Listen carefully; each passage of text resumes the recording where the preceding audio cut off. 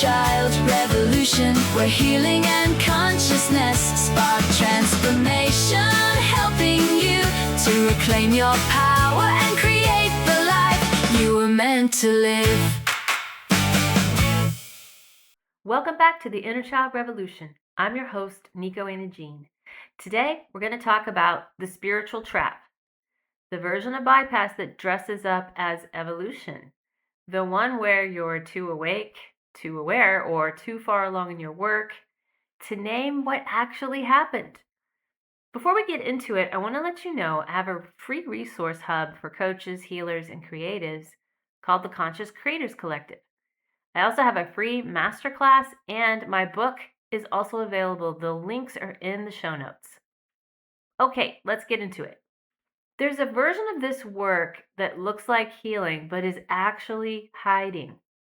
It sounds evolved. It sounds mature.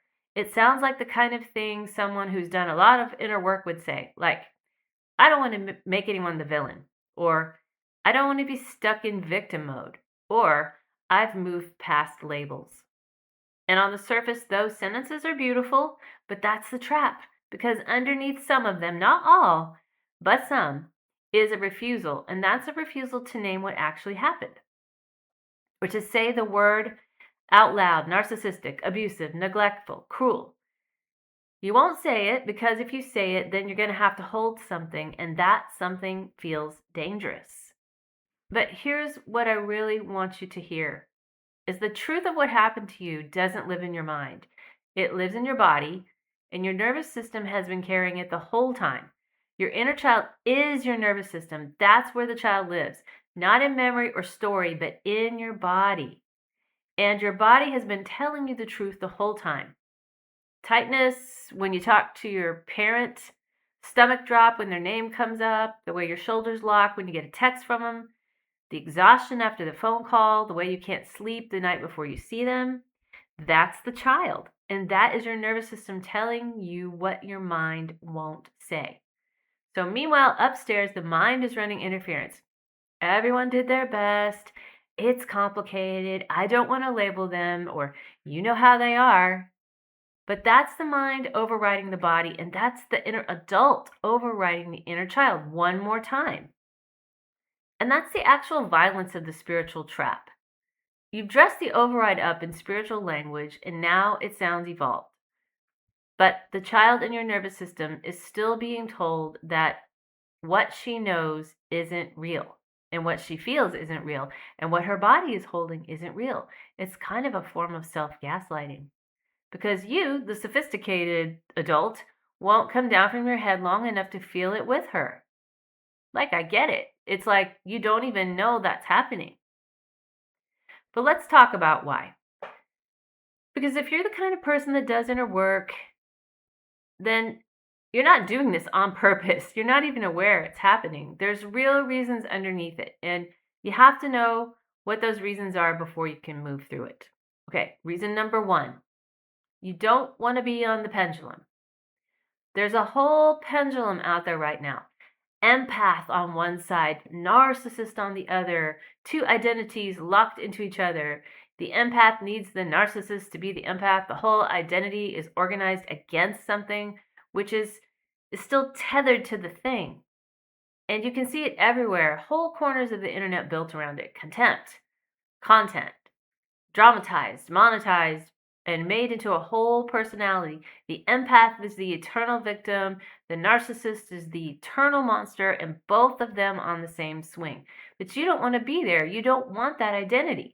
And you don't want to be someone whose whole life is organized around what somebody else did to you. I get it. So you refuse to name it because you think naming it puts you on the swing. But naming it and taking on the identity are two different things. You can name a pattern without becoming a role, and you can see what's true without building your whole self around it. So the pendulum is one system, both sides in it. Standing in your body, in your inner world, quietly naming what your child went through, that's not on the pendulum at all. That is a different thing entirely. Reason number two, you were told you were being dramatic.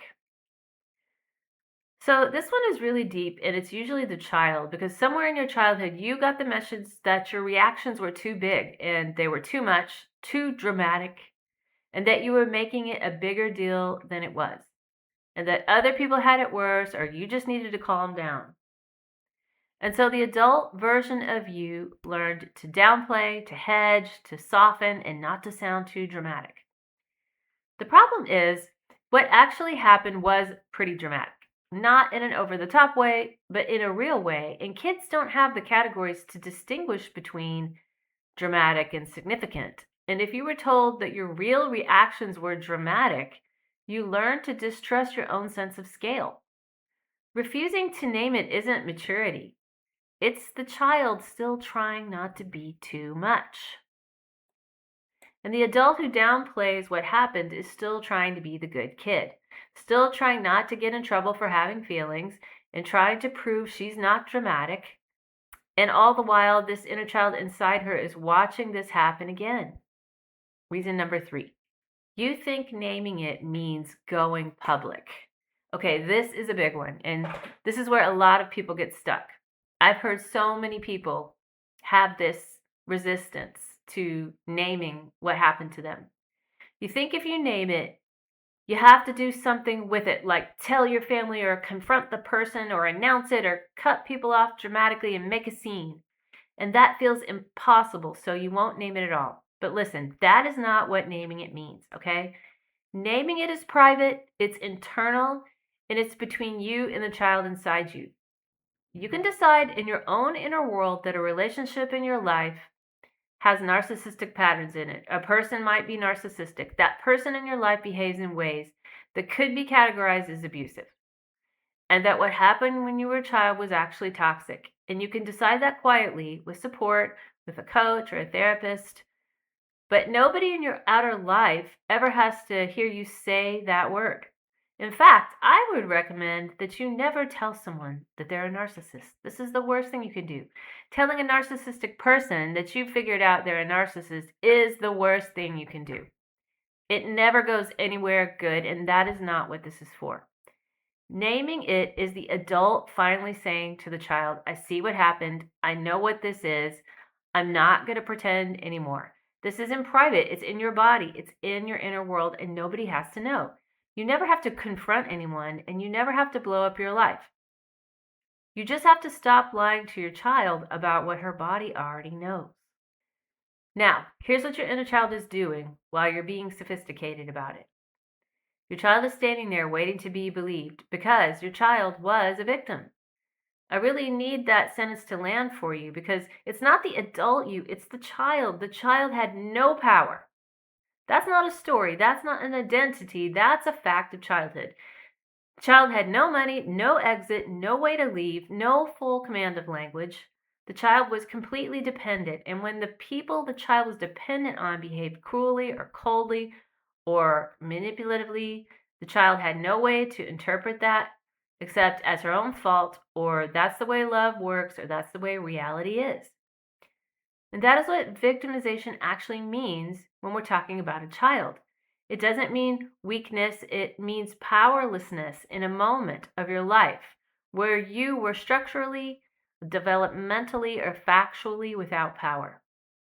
When the adult refuses to acknowledge that in the name of being evolved, or in the name of not being a victim, or in the name of not making anyone the villain, the adult is doing the same thing the original caretaker did, refusing to see the child, refusing to believe the child, sending the child the message that her reality is too much, or too dramatic, or too inconvenient to hold. And you did that in the name of healing, and that's the spiritual trap. Okay, so here's what the adult gets to hold. You're not a victim now. You have power now. You have language. You have choice now. You have an exit. Because you are not a victim now, you can afford to let the child have been one. See what I'm saying? That's the whole thing. That's the whole reparenting move on this one. The refusal to name it comes from the adult being scared that if the adult lets the child be the victim, then the adult becomes a victim too, and that identity will spread, and that label will attach. But it won't, not if the adult is doing her work. The adult is the one witnessing. The adult is the one holding accountability for what happened, not blame, accountability. The child got hurt, that's just true. The adult can name it, hold it, and stay standing. Actually, the adult can only stay standing if the adult names it. And the refusal is what keeps you wobbling, because naming is what steadies you. The naming isn't a mental act. The naming is the adult finally agreeing with what the body has been saying the whole time, coming down out of the head, sitting with the child in the nervous system and saying, I feel what you feel, I believe what you know, and you don't have to keep holding this alone. And if you're a coach, this matters for your business more than you think, because you can't lead people through something that you refuse to name in your own life. Your clients will hit the same exact wall that you're hiding behind. Your pricing will reflect it. Your receiving will reflect it. The version of you that shows up on camera will reflect it. The clients you're meant to serve are waiting for the version of you that has looked at what you won't name. You don't have to share it publicly. You don't have to make it your story. That's not what this is. This is about you in private, in your own body, letting yourself name what your child went through. So the sophistication, spirituality drops, your presence deepens, so that your work gets its actual weight. If you want the resource hub for this whole world of work, come find the Conscious Creators Collective. It's free, and the link is in the show notes. And if you're a coach and you're ready to see how your inner child might be running your business because of toxic patterns in your life, my masterclass is always open. And if you want to start working with your inner child right now, my book, Healing the Inner Child with EFT Tapping, will walk you through it. The body has been telling you the truth this whole time. The child has been waiting to be believed, and you get to be the one who finally listens. This is the Inner Child Revolution, and I'll see you next time.